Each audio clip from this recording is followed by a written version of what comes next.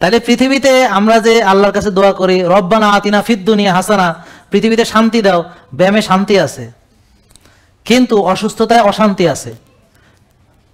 ব্যথা বেদনা হলে, পেট খারাপ হলে, পেটে ব্যথা করলে, পেটে মোচড় দিলে, পেটে যদি কিছু খেলে ভুটভাট ঢুস ঢাস, আর বাকিটা বুঝে নিয়েন, হ্যাঁ, তাহলে শরীর যদি এরকম থাকে তাহলে মনে শান্তি আসবে? আপনার বুক ফেড়ে ফেলবে বলে দিছে ডাক্তার, রিং পরাতে হবে বলে দিছে, মনে শান্তি আসবে? তাহলে সে পৃথিবীতে কি শান্তি পাইলেন? মোটা সোটে হাঁটতে চলতে ফিরতে কষ্ট হয়, শান্তি পাচ্ছেন? চেহারাটা সুন্দর ছিল, ফিগারটা নষ্ট হয়ে গেছে, কোকাকোলার মতো ছিল, এখন এরকম ড্রামের মতো হয়েছে, আপনার ভালো লাগবে? ভালো লাগবে তো?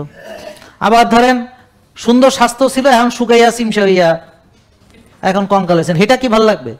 তার মানে যদি বেশি সিক না হইয়া শুকাইয়া যায় এটা যেমন ভালো না, মোটা বেশি হইয়া গেলে এটাও ভালো না, মাঝামাঝি থাকতে হবে, সুন্দর। এই জন্য আমি সবসময় বলি যে আগে শক্তি বাড়ান, বুঝছেন? আমার ওদিন বলতে, স্যার আপনার একটু মোটা হয়ে গেছেন, আমি কি এদিকে আসেন, আইসা কোন যে দেখেন এখানে চর্বি পান খুঁজা, এখানে পান, তা এগুলো মাসেল, ঠিক আছে? আর চর্বি আছে এই যে এইখানে, এই যে দেখেন পেটে, কেন? এটা আমার রিজার্ভ ট্যাঙ্কি, বুঝতে পারছেন? আমরা অনেক চর্বি নষ্ট করে ফেলি না, কারণ যখন একটা পুরুষ বয়স 40-এর উপরে যদি বেশি সিক্স প্যাক করতে যায়, সে সাফার করবে পুরুষে, মেয়েদেরও সেম তাই। ধরেন একটা মেয়ে তার বয়স 35-এর উপরে, তো একটু চর্বি টর্বি থাকবে, একটু তলপেটে হালকা চর্বি থাকবে, 2-3টা বাচ্চা হয়েছে অথবা সিজার হয়েছে, এটাই ন্যাচারাল। সে যদি মঠেল হইতে যায় তাইলে শীত পটাং হইয়া পড়বে, এনার্জি পাবে না, হ্যাঁ। আর কঙ্কাল হইলে স্বামী এসে অবজেকশন দেবে, স্যার এই হাড্ডি গুড্ডি দিয়ে আমি কি করুম, তাই না? আমার এসে বলছে বলেই তো বলতেছি, স্বামী চলে আসছে বলে, স্যার আপনার, আমি কি ভাই বিশ্বাস করেন এটা আমার দোষ না, আমি তারে কইছি যে ডিম খাইতে 6টা, হ্যাঁ খায় 2টা, আমি কইছি জিম করে মাসেল বানাইতে হবে, আমি তারে প্রোটিন 80-90 গ্রাম হিসেব করে দিছি, হ্যাঁ খায় না, বুঝেন না কথা? কয় স্যার আমি তো একদিন আপনার অপরাধী ভাবছি, আমাকে ভাই না, অপরাধী নিয়ে আপনি থাকেন, আমি না।